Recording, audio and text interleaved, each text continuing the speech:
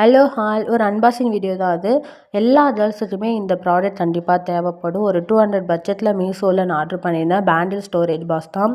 நான் வந்துட்டு ஒரு டப்பாக்குள்ளே போட்டுட்டு அடைச்சி வச்சுட்டு எங்கேனா போகிற டைமில் கண்டமேனிக்கு தேடிட்டு அவசர அவசரமாக போட்டு போவேன்.